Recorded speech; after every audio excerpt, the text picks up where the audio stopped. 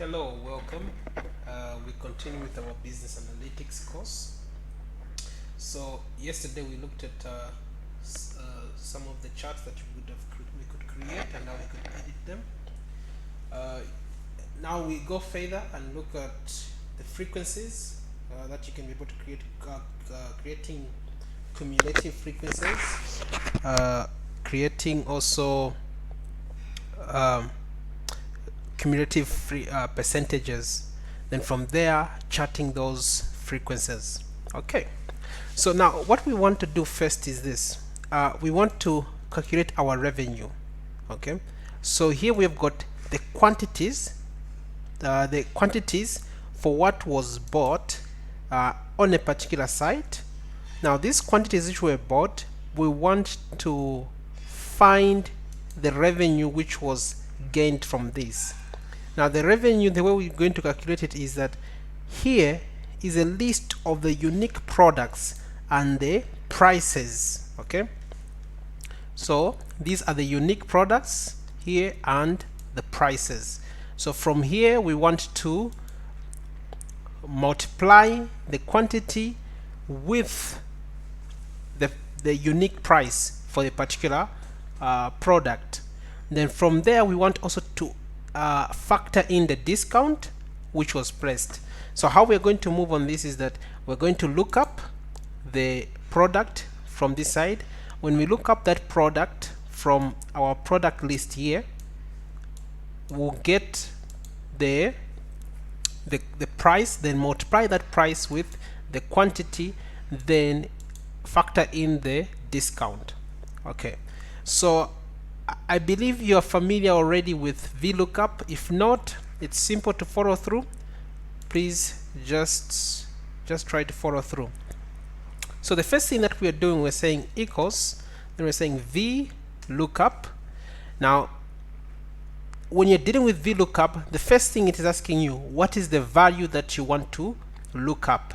So the value that we want to look up here is our product. So we click on the product that we want to look up, comma.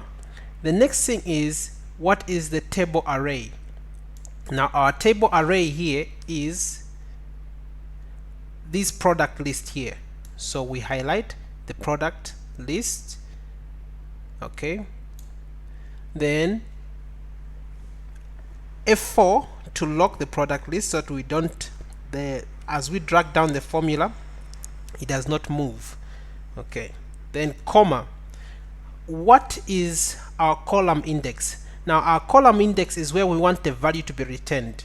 Now when you're dealing with our VLOOKUP, it always looks up from on the right side of your table. Okay, so it's going to look up from here the product, then it's going to return to us the price from this column. So this column is column number 2, 1, 2. So we put 2 there, comma. What is the range lookup? This one is whereby we're asking, is it going to be an approximate match or an exact match? Now there are two ways. True in Excel is represented by 1 and false is represented by 0. So you can double click the false, or you can actually type in the 0. Okay, now that's an exact match because what we're dealing with is text. Press enter and it retains the price for that particular product. Okay, so the Aspin, the price is that. Now we're not done yet. Now what we want to do is to multiply this price times the quantity. So what we'll do is double click in the formula, go to the edge of the formula, then say times the quantity, then press enter. Okay, so all this which we're doing, we can just run the formula down, double click, and it will do it for every cell. So if you come and counter check this, it's looking up that cell, then multiplying with that quantity. Okay, all right, now we have factored in the quantity. Now the next thing that we want to do is to factor in the discount. So the discount which was issued was about 16% discount. So we don't multiply again times the 16%, but we multiply this one by the actual price, because if we enforce the discount, only the discount price, which means it is the discount price that we'll be dealing with. But what we want is the actual price at which the product was sold, not the discount which was given. So to get that price, we subtract the discount from the total. So now, since this discount is in percentage, which means it will be 1 minus the discount which was issued, which is that one. Okay. Alright, then we press enter. Then now you can run this down. Just go on the solid square on the corner there, then click it down, and all the numbers will be updated. Okay, so we've got about 26,000. Control down arrow takes us to the last cell. We have about 26,000 rows of data. So if you check this out, escape. Okay, so if you check, the formula is down here and it's correct. Okay, escape. So to go back up, control up arrow, it takes us to the top cell in the table. Alright, now that we have calculated the revenue, what we want to create now is the frequency distribution. Now this frequency distribution, we want it to be in classes. Okay, we want, for instance, if they are in the first, we want to create classes for each classes for the revenue which was being collected. So we want to know in the first 10 or the first 20, whichever it may be, how many were they, or how much was collected. Okay, so now in this case we'll just use a certain way. This is just about using some common sense just to come up with that. But what can help you is this. The first thing that what we want is to find out what is the maximum number in there and what is the minimum. Then from there we want to have a count. What is the count of these rows of data? Then from there we would want to see how many classes should we have, the number of classes. Then from there we want to do this formula just to be able to find out the best class that we can get. Then we can have the range. So let's go to it. So we're saying equals, then we say max.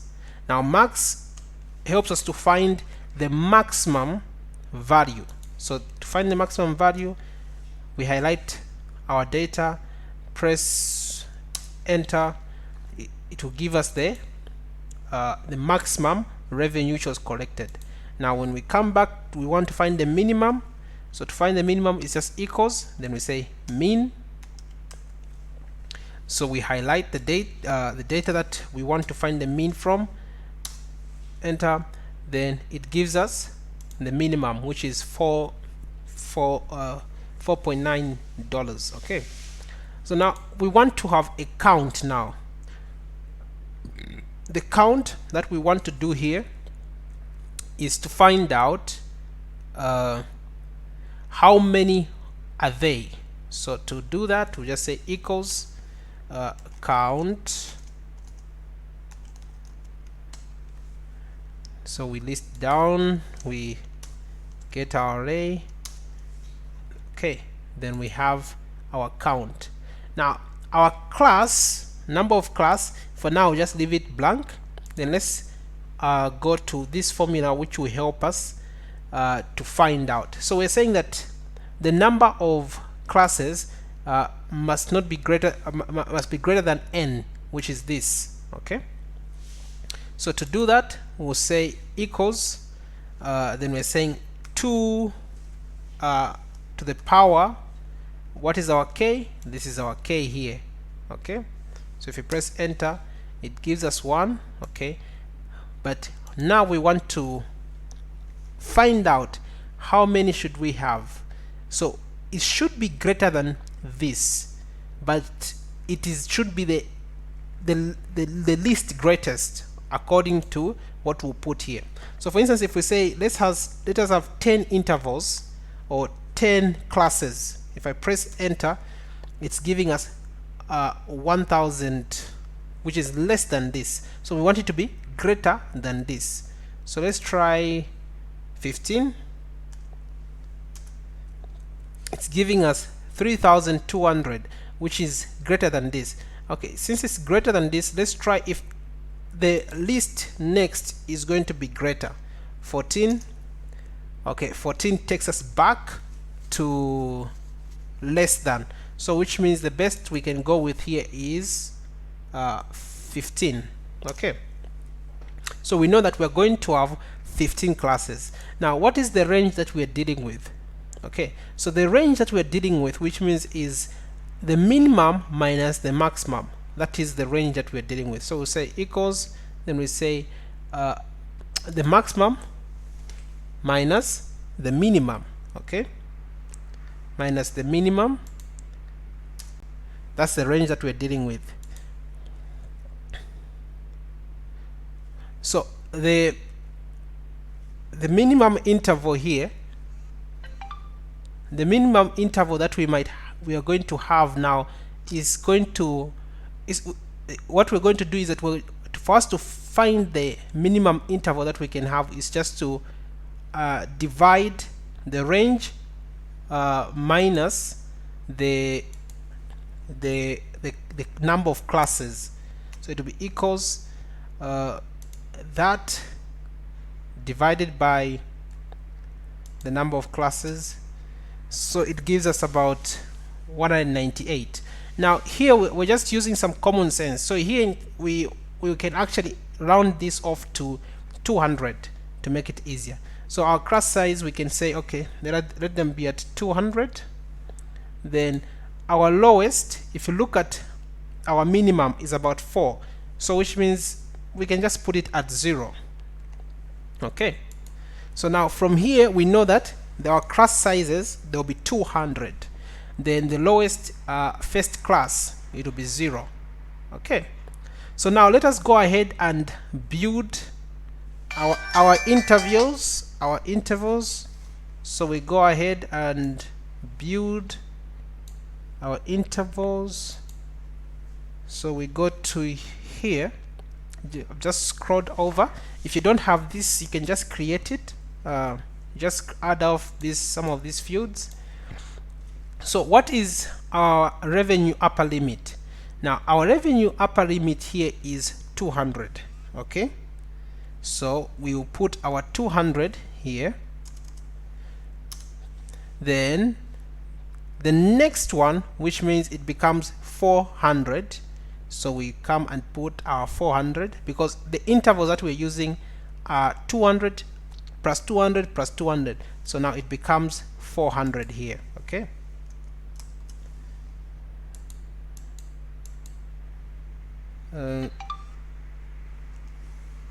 400. Just a moment. Okay, my keyboard is getting stuck.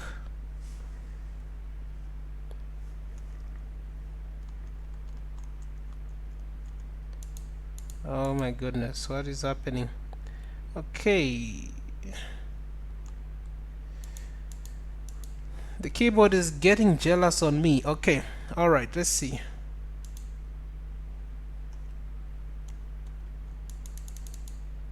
Okay, all right, so okay, there we go, 400. Oh gosh. Okay, all right, so we have 400 there.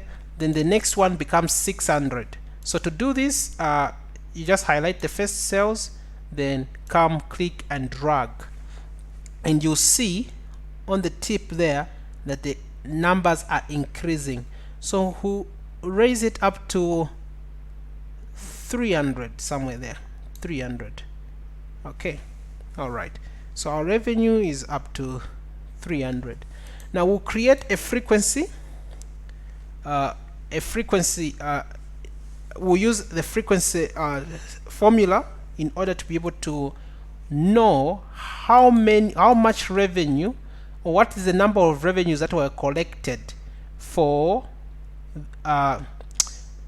like for instance those for 200 and below, how many revenues were collected under that, or how many sales revenue were done. So to do that, we'll use the frequency formula. Now this frequency formula, it's an array.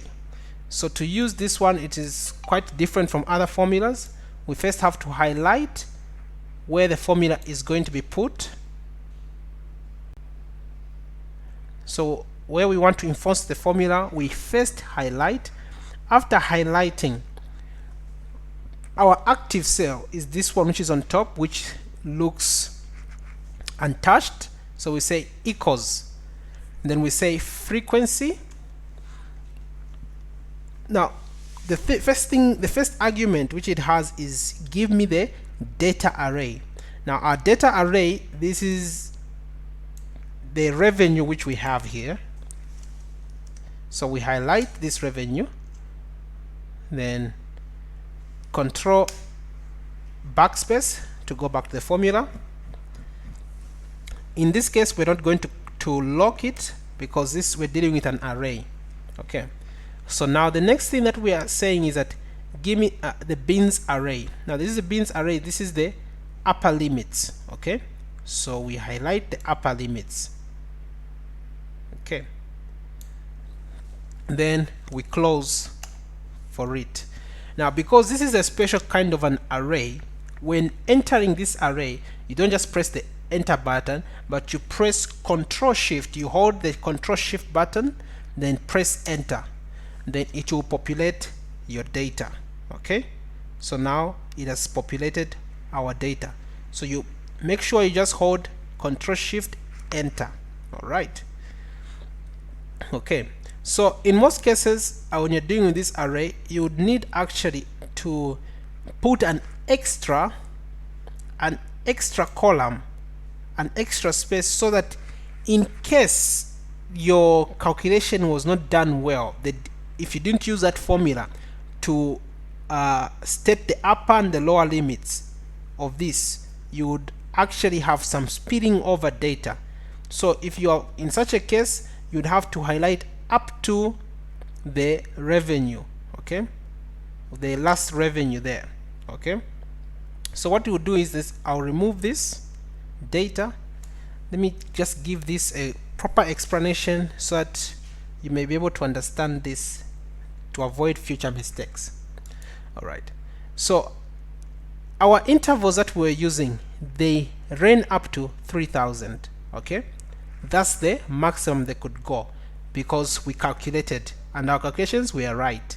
Now but when you're doing the frequency, what you should do is that when highlighting, highlight an extra column just in case you missed some data which go beyond. Okay, so what you do here is now enter the same formula, just do the same. So frequency, then the data array that you're dealing with, which is the revenue,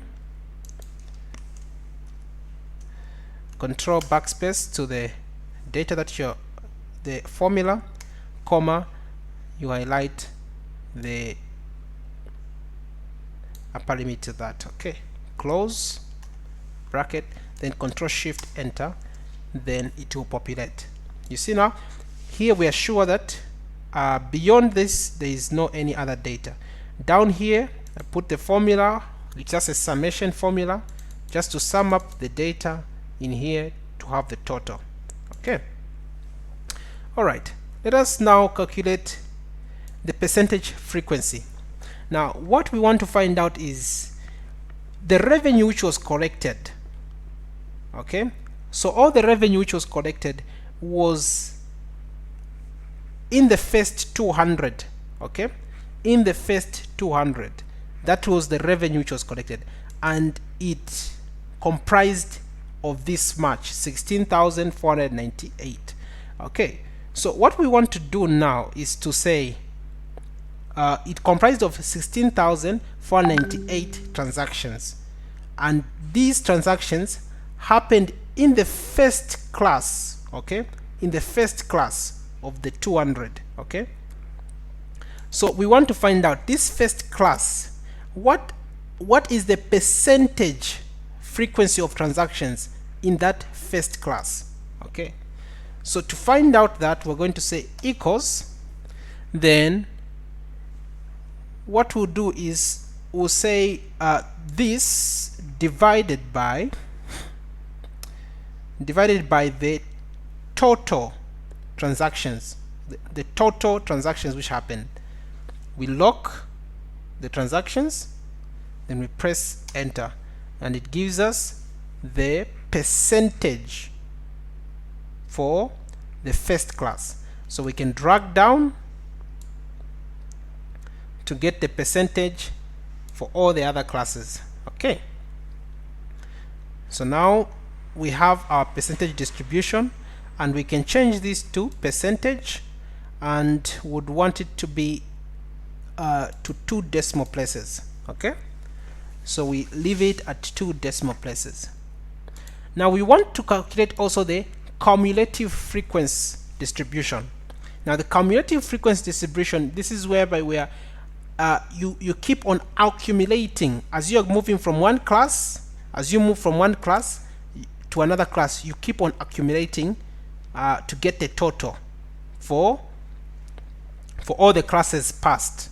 So to do that, the first thing that we'll do is just to say equals, then we highlight the first frequency, press enter. Now for the second class, what we'll do is just say equals, then we'll say this one here, the first one, plus the second class, which is that one. Okay, so if I press enter, I have a accumulation of the first and the second class.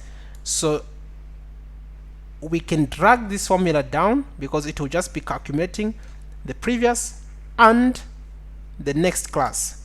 So we can drag it down to our last one. Come on, up to there. Okay, all right, so let's go back up. So now if I click on the next cell, it will pick this cell and pick the next up class there. All right,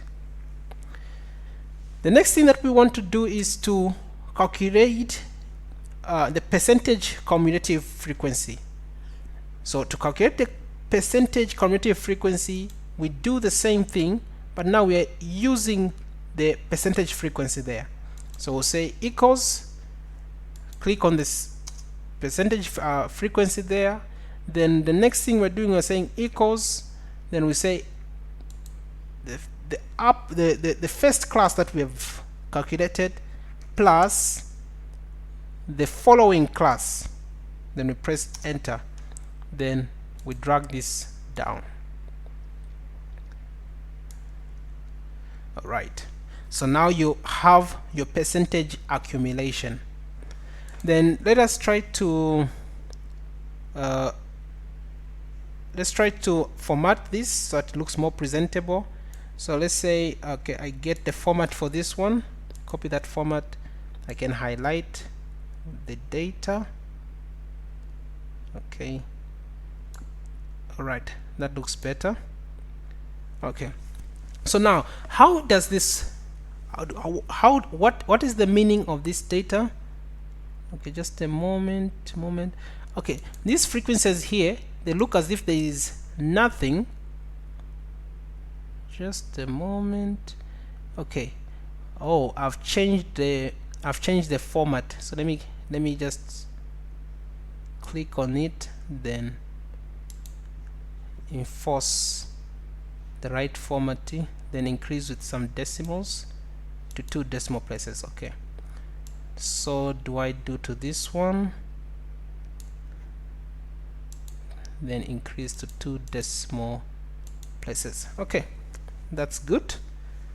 All right, nothing else. Okay, we are good now. All right, so here on the frequencies, I have to remove the dollar signs. We're not dealing with this, so I change this to just general. Okay, then the upper limit, I just remove that. Okay, that's the danger of just copying formats from somewhere. Let's put it general. Okay, then also there. Okay,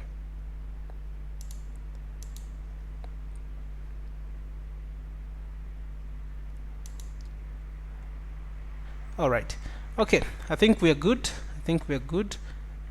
All right, so now what does this mean? So if I ask I'm checking on this data and I want to analyze this data, already I'll know that the first class had the most cells, or the frequency of cells in the first class were the highest, and the cumulative frequency for each, you'll see that the percentage was 62, and these are the number of transactions that were done. Okay, so we see that most of the transactions were done in the first class. Okay, then if you look at this again, you can be able to see that okay, about 98% of the revenue, or 99% of the revenue, was gotten before reaching the revenue upper limit of 200,000. Okay, so you see that all gadgets which had the revenue limit of up to 2,000 comprised of the most sales of the product. Okay, so we'll see where much of the sales is coming from. All right, now let us populate this data into a chart. Now to do this, we want to be able to pick up the revenue upper limit, and then also want to pick up the frequency. Then if we pick up the frequency, we would want also to pick up also the cumulative frequency. Okay, you can pick up any of these, whichever you want, no problem, as long as you know what you want to end up with at the end of the day. So to do this, we'll first highlight. Now in this case, since the last one has got 0, we'll just avoid it. Highlight the cells that we want to put in the chart, press Ctrl, then escape, press Ctrl, then highlight also the other column. Then let's go to insert. Then today we're going to use the combo chart, so we can come and insert this combo chart. It gives us a preview. We don't want that one. Okay, that looks better. Okay, though it has got a bit of some error, but we'll fix it. All right, so I'm just dragging it aside, just to the side, so that we can have a look at the data we're dealing with. Okay, so now if you look at this data that we're dealing with, it has populated the cumulative, it has populated also the revenue on the sides, but what we want is that it should, this revenue shouldn't be on the side, but should be below the x-axis. So we can delete it. Then what we can do is that we can go to our select data, then we can say edit. So we want our upper limit revenue to go to our x-axis. Okay, there it has picked it up. Then we can go ahead and say okay. Then for this, okay, I think we are okay with it. All right, so now we have our data, and it's showing the cumulative frequency, which is the one which is represented in green, and the frequency is the one represented in red. Okay, and here it shows us the first class, the first, second, just like that. So we see that most of the sales or the revenue was gotten from all those sales which were below with those revenues which were below 2000. Okay, so you would have done that. The chart, you can just double click on it, change it. You can make a number of changes. I showed you some of these things in the previous class. All right, so try this out. Rewind, go back and forth, just to make sure that you have mastered this skill. All right.